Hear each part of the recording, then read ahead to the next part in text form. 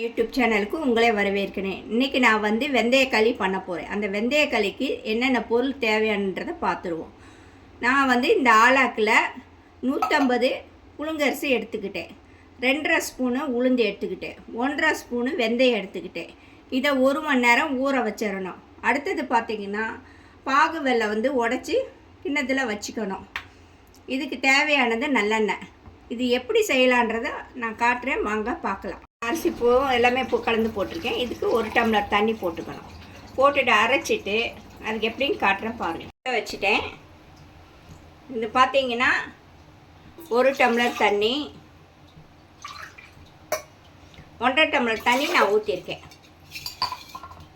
இது கொதிக்கட்டும் தண்ணி.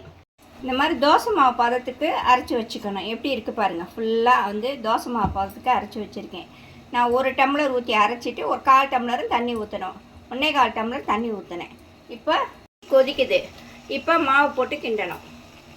இதில் அடுப்பை சிம்மில் வச்சுருங்க. சிம்மில் வச்சுட்டு ஃபுல்லாக ஊற்றிடுங்க. உள்ள தண்ணியாக தான் இருக்கணும். நீங்கள் தோசை மாவு பதத்துக்கு பார்த்தீங்களா, இந்த மாதிரி இருக்கணும். கைவிடாமல் கிண்டிக்கிட்டே இருக்கணும். அடுப்பை ஃபுல்லாக சிம்மில் வச்சுருங்க. நல்லா கொதிக்க விட்டு சிம்மில் வச்சிடுங்க.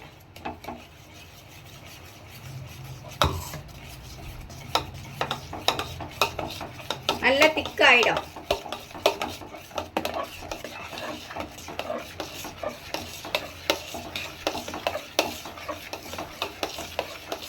நல்லா கிண்டிக்கிட்டே இருக்கணும், கைவிடக்கூடாது.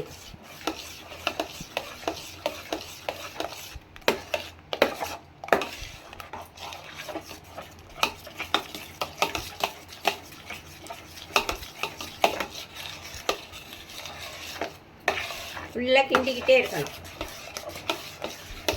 அந்த திக்னஸ் வந்துடும். அடிகனமான பாத்திரமாக எடுத்துக்கங்க. ஏன்னா உங்களுக்கு நின்று வேகிறதுனால அது கனமான பாத்திரம்னா நல்லா நின்று வேகும், உங்களுக்கு அடி பிடிக்காது. இது பார்த்தீங்கன்னா 10 நிமிஷத்துக்குலாம் நீங்கள் இது பண்ணிடலாம். கட்டியெல்லாம் உடச்சி விட்டுறணும். ஃபுல்லாக கட்டியெல்லாம் ஆகக்கூடாது.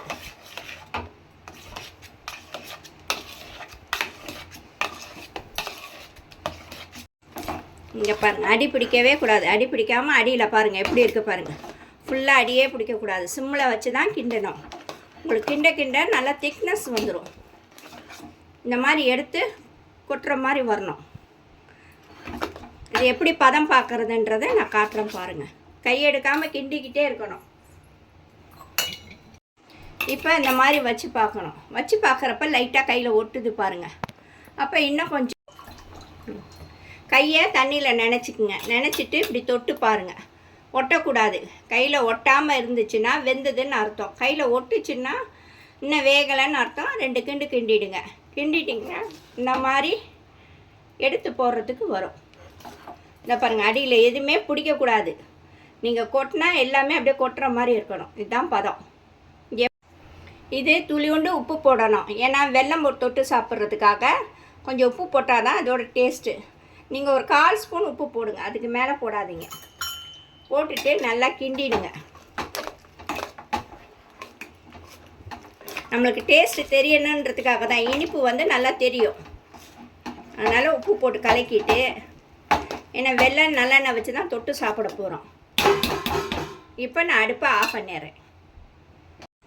இந்த மாதிரி நடுவில் குழி பண்ணிவிடுங்க. இது தொட்டாவே ஒட்டக்கூடாது. அந்தளவுக்கு இருக்கணும். களி செம்ம டேஸ்ட்டாக இருக்கும். வெல்லத்தை நடுவில் பாகு வெல்லம் போட்டுக்குங்க.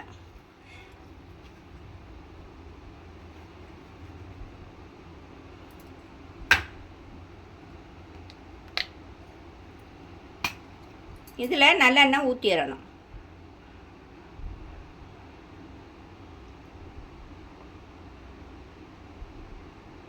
நல்லெண்ணெயில் இந்த வெல்லம் ஊறணும்.